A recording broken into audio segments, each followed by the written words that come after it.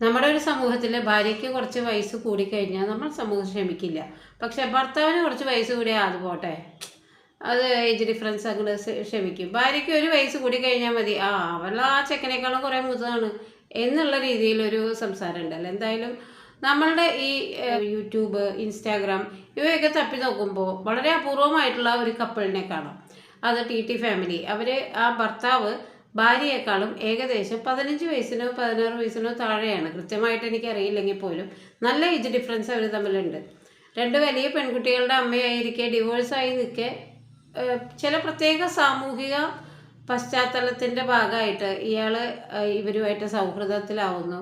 അങ്ങനെ അവർ വിവാഹിതരാകുന്നു. വിവാഹശേഷം അവർ ഇൻസ്റ്റാഗ്രാമിലൊക്കെ വളരെ ആക്റ്റീവായിട്ട് മാറുന്നു. ഇൻസ്റ്റാഗ്രാമിൽ നമ്മളിവരെ കാണുമ്പോൾ ഞാൻ ആദ്യം വിചാരിച്ചത്, സത്യസന്ധമായിട്ട് പറഞ്ഞാൽ ഇവർ അമ്മയും മകനുമാണെന്നാണ്. പിന്നെയാണ് ഇവർ ഭാര്യയും ഭർത്താവാണെന്നുള്ളത്. പിന്നെ ഇവരെ സൂക്ഷ്മമായി പരിശോധിച്ച് കഴിഞ്ഞാൽ ഇത്രയും പോസിറ്റീവായിട്ടുള്ളൊരു കപ്പിൾ വേറെ ഇല്ല എന്നുള്ളതാണ്.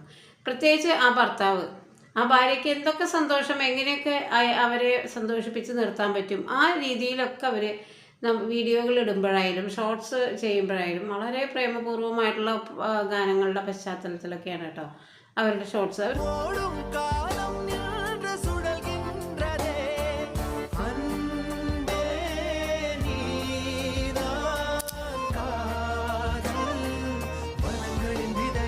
അവർക്കൊരു കുട്ടിയും കൂടി ഉണ്ടെന്ന് പറഞ്ഞുകൊള്ളട്ടെ. എന്തായാലും ഈ ഫാമിലിയെ സംബന്ധിച്ചിടത്തോളം വളരെ സന്തോഷമായിട്ടും പോസിറ്റീവായിട്ടും നിലനിൽക്കുമ്പോഴും ചില സമൂഹത്തിലെ വിമർശനങ്ങൾ ഒരുപാട് ഏറ്റുവാങ്ങിയിട്ടുള്ള ഒരു സ്ത്രീയാണ്. പ്രത്യേകിച്ച് അതിലെ സ്ത്രീക്കാണ് ഏറ്റവും കുറ്റം. അവളെ ഇറങ്ങിപ്പോയി, അവളെക്കാളും ചെറിയ ഒരു ചെക്കൻ്റെ കൂടെ എന്നുള്ള രീതിയിലൊക്കെ അവർ പലതരം വിമർശനങ്ങളും നേരിട്ടുണ്ട്.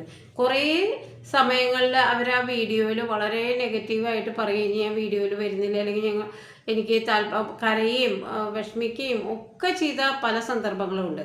അത് നമ്മളിങ്ങനെ അവരുടെ വീഡിയോ കൂടെ കാണുന്നതാണ്. ഇനി അവർ ഈ ഓഫ്ലൈനായിട്ട് അവർ ഒരു മരണ വീട്ടിൽ പോകുമ്പോഴോ യാഥാർത്ഥ്യമായിട്ട് ബന്ധപ്പെട്ട് അവരുടെ സമൂഹമായിട്ട് അവർ ഇടപഴകുമ്പോൾ, ഒരു കല്യാണം, മരണ വീട്, അതല്ലെങ്കിൽ വേറെ എന്തെങ്കിലും മീറ്റിംഗ്, അല്ലെങ്കിൽ അവരുടെ സാമുദായികമായിട്ടുള്ള എന്തെങ്കിലും കൂടിച്ചേരലുകളിലൊക്കെ അവരനുഭവിക്കുന്ന ആ വിമർശനത്തിൻ്റെ തീവ്രത വളരെ വലുതായിരിക്കും. അവരുടെ ചെവിയാലെ തന്നെ അവർക്ക് പലതും കേൾക്കേണ്ടി വരും. അപ്പോൾ ഒരു സ്ത്രീ എന്നുള്ള നിലയ്ക്ക് പലപ്പോഴും തളർന്നു പോവേണ്ട അവസ്ഥയിൽ പോലും ഇതൊന്നും ഞങ്ങൾക്ക് പ്രശ്നമല്ല എന്നുള്ള രീതിയിൽ വളരെ ഭംഗിയായിട്ട് അവർ മുന്നോട്ട് പോകുക എന്നുള്ളതാണ്.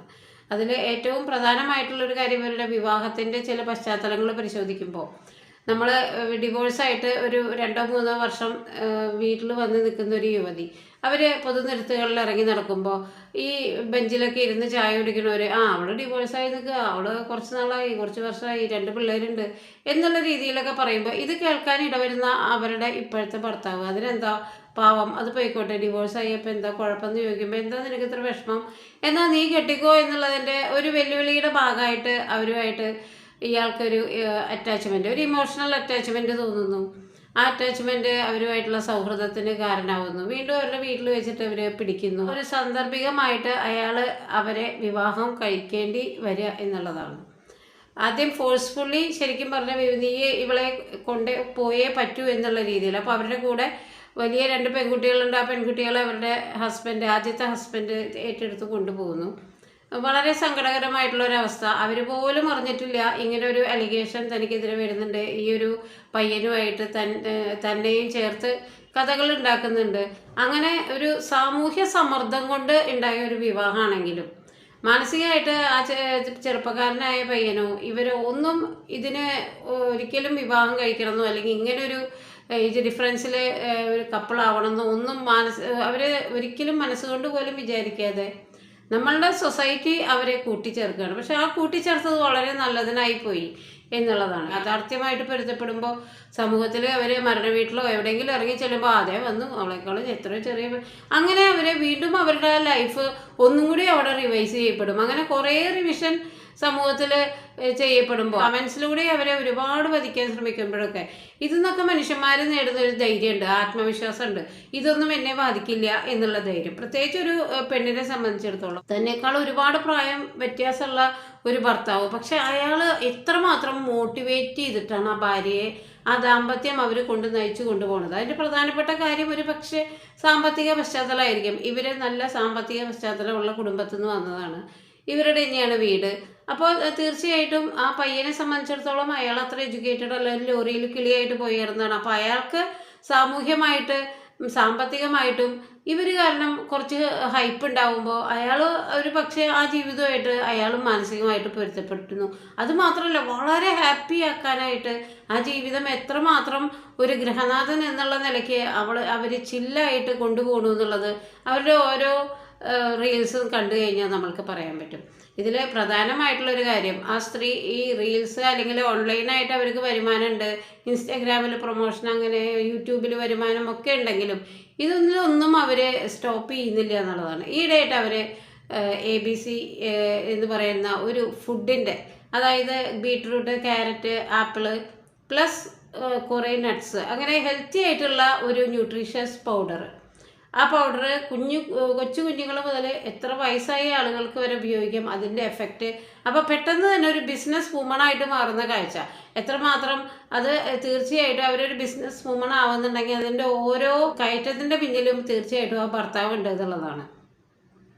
നമ്മൾ സീനിയറായിട്ടുള്ള ഒരു കപ്പിളിൻ്റെ കഴിഞ്ഞ പ്രാവശ്യം ഞാൻ റിവ്യൂ ചെയ്തേ ഉള്ളൂ. അതിൽ തൻ്റെ ഡയറ്റിൻ്റെ അനുസരിച്ച് ജീവിക്കണം തൻ്റെ ഭാര്യയും, വേറെ ഡയറ്റിലല്ലാത്ത ഒരു ഫുഡും ആ വീട്ടിൽ കൊണ്ടുവയ്ക്കില്ല, അങ്ങനെയൊക്കെ ഇൻസിസ്റ്റ് ചെയ്യണ ഒരു ഹസ്ബൻഡിനെ വെച്ച് നോക്കുമ്പോൾ ഇയാൾ ഇത്രയും ഏജ് ഡിഫറൻസ് ഉണ്ട്, അതിൻ്റെ ഒരു പ്രശ്നങ്ങളോ അല്ലെങ്കിൽ എനിക്കിനി എൻ്റെ ഭാവി ഇരുളടഞ്ഞു അങ്ങനെയുള്ള നെഗറ്റീവ് ചിന്തകളൊക്കെ മാറ്റി വെച്ച് കിട്ടിയ ജീവിതം, ഇതാണ് എൻ്റെ ജീവിതം, ഇതാണ് എൻ്റെ ഫേറ്റ്, എനിക്കൊരു മകളുണ്ട്, അപ്പോൾ ഭാര്യയായിട്ട് മാക്സിമം നല്ല സന്തോഷമായിട്ട് ചില്ലടിച്ച് ജീവിച്ചു പോകുന്നു. അതിൻ്റെ ഭാഗമായിട്ട് ഭാര്യയും മാക്സിമം അയാൾ മാനസികമായിട്ടുള്ള പല ഡിപ്രഷനിലൂടെ അവർ കടന്നു പോകേണ്ട സന്ദർഭങ്ങളൊക്കെ ഉണ്ട്. അത് പ്രത്യേകിച്ച് ഈ കമൻറ്റുകൾ കാണുമ്പോൾ, അതല്ലാതെ ഞാൻ പറഞ്ഞല്ലോ സൊസൈറ്റിയിൽ ഇറങ്ങി നടക്കും. പക്ഷെ അതിന്നൊക്കെ ഭാര്യേനെ സേവ് ചെയ്ത് എനിക്ക് എൻ്റെ കുഞ്ഞിൻ്റെ അമ്മയായിട്ട് നീ വളരെ ആരോഗ്യവതിയായിട്ട് എന്നും ഇരിക്കണം, സന്തോഷമായിട്ടിരിക്കണം എന്നുള്ള ആ ഒരു ചെറുപ്പക്കാരനായിട്ടുള്ള പറയുമ്പോൾ വളരെ അപക്വമായിട്ട് അയാൾ എടുത്തു ചാടിയ ഒരു ജീവിതത്തിൽ അയാളുടെ ആ ഭർത്താവായതിനു ശേഷമുള്ള പക്വത എന്ന് പറയുന്നത് നമ്മൾ ഞെട്ടിപ്പോകുന്നൊരു കാര്യമാണ്. എന്തായാലും ആ സ്ത്രീയെ സംബന്ധിച്ചിടത്തോളം അവർ ചിന്തിക്കാത്ത, അതായത് മോശം ഒരു ടോക്സിക് ആയിട്ടുള്ള റിലേഷനിൽ നിന്ന് പിന്മാറി അവർ ഡിവോഴ്സ് എന്നുള്ള ആ ഒരു സ്റ്റേറ്റസിൽ നിൽക്കുമ്പോൾ, ഈവൻ അവരുടെ 2 പെൺകുട്ടികൾ അവരുടെ കൂടെ ഉണ്ടായിട്ട് പോലും സാമൂഹ്യമായിട്ട് ഈ ചായക്കടയിൽ ബെഞ്ചിലൊക്കെ ഇരിക്കുന്നവർ അവളെ ഡൈവേഴ്സായിട്ട് 2-3 കൊല്ലം എന്നൊക്കെ ഇങ്ങനെ മൂളുമ്പോൾ ആ ഒരു സന്ദർഭത്തിൽ നിന്ന് ആ പെണ്ണിനോട് തോന്നുന്ന സഹതാപം പിന്നെ അവരുടെ ജീവിത പങ്കാളിയായിട്ട് മാറുമ്പോൾ തികച്ചും അപ്രതീക്ഷിതമായിട്ട് എടുത്തു ചാടിയതാണ് ഈ ജീവിതത്തിലേക്ക്. എന്നിട്ടും ആ ചെറുപ്പക്കാരൻ ഒട്ടും വേറെ വല്ലവരുമാണെങ്കിൽ അവരെ പരസ്പരം അങ്ങോട്ടും കൂടെ അടിക്കുകയും ദ്രോഹിക്കുകയും മാനസികമായിട്ട് മുള്ളുമുനിയും വെച്ച് സംസാരിക്കുകയും ഒക്കെ ചെയ്യും. അതിൽ നിന്നൊക്കെ വ്യത്യസ്തമായിട്ട് വളരെ പക്വതയാർന്ന ഇയാൾക്ക് ഇത്രയും ചെറുപ്പക്കാരനാണോ ഇങ്ങനെയൊക്കെ ചിന്തിക്കുന്നത് എന്നുള്ള രീതിയിൽ, അതായത് ആ ഭാര്യയെ എങ്ങനെയൊക്കെ അവളുടെ സന്തോഷത്തിലേക്ക് നയിക്കാമോ അതൊക്കെ അയാൾ ചെയ്യുന്നുണ്ട്. ഇപ്പം അവരെ ഒരു ബിസിനസ് വുമൺ എന്നുള്ള നിലയിൽ, അവരെ ഒരുപാട് സ്ത്രീകൾക്ക് തൊഴിൽ കൊടുക്കുന്ന ഒരു സംരംഭക എന്നുള്ള നിലയിൽ വളരെ ഉദിച്ചുയർന്ന പോലെയാണ്. അവരുടെ ABC എന്ന് പറഞ്ഞ ആ ഉൽപ്പന്നം വളരെ ഫേമസ് ആണ്, അത് വളരെ ന്യൂട്രീഷ്യസ് ആണ്. അപ്പോൾ ആ ഒരു ബിസിനസ്സിൽ രംഗത്തേക്ക് പോലും കൈവയ്ക്കാനും അങ്ങനെ ആക്റ്റീവായിട്ട്, ഇപ്പോൾ അയാളുടെ സഹായം ഇല്ലെങ്കിലും അവർ വളരെ ആക്റ്റീവും സന്തോഷവതിയായിട്ട്, ഇപ്പോൾ അയാൾ വേറെ സ്ഥലത്തേക്ക് പോകാൻ അല്ലെങ്കിൽ ഷൂട്ടിൻ്റെ ഭാഗമായിട്ട് അല്ലെങ്കിൽ എന്തെങ്കിലും കാര്യത്തിന് പോയി ആയാലും അയാളെ ആലോചിച്ചിട്ട് അല്ലെങ്കിൽ അയാൾ പോവുക അല്ലെങ്കിൽ അയാൾ എങ്ങനെയായിരിക്കും എന്നുള്ള ആ ഒരു മെൻ്റൽ ഡിപ്രഷൻ്റെ ഒന്നും ആവശ്യമില്ല. അവരുടെ സ്വന്തം കാലിൽ നിൽക്കുന്നു, നല്ലൊരു ബിസിനസ് വുമൺ ആവുന്നു, 3-4 സ്ത്രീകളെയും കൂടിയും കൂട്ടി നല്ലൊരു ബിസിനസ് സംരംഭം, വീണ്ടും സാമ്പത്തികമായിട്ട് തൻ്റെ കുഞ്ഞിനെ അല്ലെങ്കിൽ ഇനി വളരുന്ന മോൾക്ക് വേണ്ടിയിട്ടുള്ള ഒരു ഉന്നമനം. ഇതൊക്കെ ശരിക്കും സമൂഹത്തിന് കൊടുക്കുന്ന മെസ്സേജ് എന്ന് പറയുന്നത് ഒരിക്കലും നെഗറ്റീവ് അല്ല, പോസിറ്റീവാണ്. ഏത് പ്രതിസന്ധിയിലായാലും ഒരു പുരുഷൻ ഒരു സ്ത്രീ എന്നുള്ള കൺസെപ്റ്റിൽ അവർ സന്തോഷമായിട്ട് ജീവിക്കുന്നു. അതിനേക്കാൾ ഉപരി ആ സ്ത്രീക്ക് വളരാനുള്ള ഒരുപാട് ഗ്രൗണ്ടുകൾ അയാൾ ഒരുക്കി കൊടുക്കുന്നു. അവിടെ ഈ ഡിപ്രഷനില്ല, കുത്തില്ല, അടിയില്ല. ഇന്നത്തെ ദാമ്പത്യത്തിൽ എല്ലാവരും അങ്ങോട്ടും ഇങ്ങോട്ടും കൊല്ലുന്ന ആ ഒരു സിറ്റുവേഷനിൽ ഈ TT ഫാമിലി എന്ന് പറയുമ്പോൾ ശരിക്കും പറഞ്ഞാൽ സമൂഹത്തിനൊരു മാതൃക തന്നെയാണ്. ഏജ് വ്യത്യാസം എന്ന് പറയുന്നത് അവരുടെ ജീവിതത്തിൽ വിധി ഉണ്ടാക്കിയ ഒരു കാര്യമാണ്. പക്ഷേ അതിൻ്റെ പേരിൽ അവർ പരസ്പരം തല്ലാനോ കുത്താനോ നിൽക്കാതെ വളരെ പോസിറ്റീവായിട്ട് തന്നെ ജീവിതത്തിൽ ഉദിച്ചുയർന്ന് അവരുടെ കൂടെയുള്ള പുരുഷൻ്റെ ആ നല്ല മനസ്സ് അല്ലെങ്കിൽ അതിൽ നിന്ന് ഒട്ടും നെഗറ്റീവ് അടിക്കാതെ അവർക്ക് ജീവിക്കാൻ പറ്റുന്നു എന്നുള്ളതാണ്. അത് നല്ലൊരു ലൈഫിൻ്റെ മാനസികമായിട്ട് സമ്മർദ്ദമില്ലാതെ ഒരു സ്ത്രീനെ ജീവിപ്പിക്കുക എന്നുള്ളതാണ് ഒരു ഭർത്താവിനെ സംബന്ധിച്ചിടത്തോളം ഏറ്റവും പ്രധാനപ്പെട്ട ടാസ്ക്. ആ ടാസ്കിൽ അയാൾ വിജയിച്ചിരിക്കുന്നു എന്നുള്ളതാണ്. എല്ലാവർക്കും നന്മ വരട്ടെ. നന്ദി, നമസ്കാരം.